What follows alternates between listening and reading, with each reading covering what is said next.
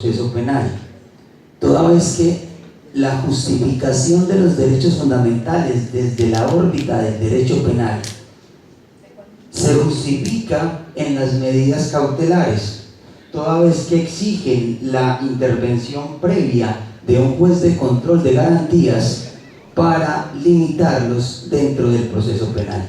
Y esa es una justificación más que suficiente.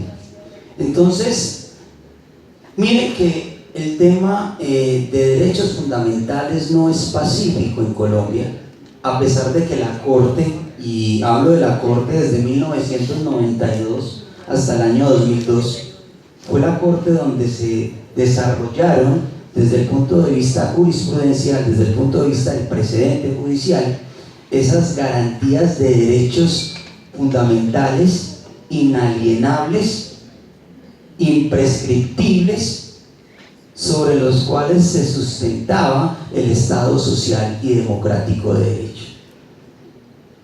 Y vuelvo al tema histórico. Si ustedes observan, después de la Segunda Guerra Mundial, el Estado deja de ser un Estado de tránsito netamente legislativo en un escenario de discusión de derechos fundamentales. De hecho, Alemania, después de la Segunda Guerra Mundial y los juicios de Nuremberg, tiene una regulación en su constitución política muy clara acerca de esos derechos fundamentales. ¿Han leído la tesis del Estado alemán después de la Segunda Guerra Mundial? Se habla de esos derechos inmutables, inalienables, que deben ser respetados a través de las garantías de no repetición. Dentro del mismo texto se reconoce ese principio fundamental a la dignidad humana, que se convierte en la piedra angular del Estado social y democrático de derecho.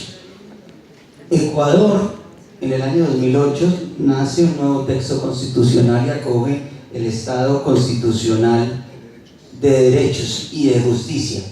Pero si ustedes miran esas máximas, según esos postulados, ese Estado constitucional nos está hablando del Estado social de derecho, que acoge la dignidad humana como el centro de protección por parte del Estado y por parte de los particulares. Y empezamos a verificar qué se entiende por dignidad humana. Nosotros vivimos hablando de derechos humanos, nosotros vivimos hablando de dignidad humana, vivimos hablando de ser humano. Y si nos ponemos a observar ese tipo de definiciones, podríamos decir que es una definición netamente gaseosa y abstracta. ¿Qué es el ser humano?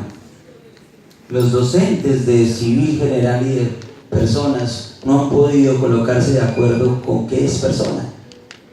Y siempre hablamos de los atributos de la personalidad, que la nacionalidad, que el nombre, que el estado civil, que la capacidad, el patrimonio, el domicilio. Y es más, ni hemos rebatido esos atributos. Ahorita el doctor Ricardo hablaba del derecho a la propiedad. Hablemos del derecho a la propiedad del migrante, hablemos del derecho a la propiedad a la persona en condición de calle, hablemos de esos derechos que hablamos constantemente desde el concepto de persona y sabemos que son difusos porque no nos hemos colocado de acuerdo en qué debemos entender por el concepto de dignidad humana. Y la dignidad humana, desde lo teórico y lo académico, es sencillo de explicar. Podemos decir que la dignidad humana tiene dos aristas fundamentales, y esa es la tesis que les quería presentar. La dignidad humana tiene dos concepciones, y es una concepción de la indemnidad personal y la concepción del respeto de la autonomía ética del individuo.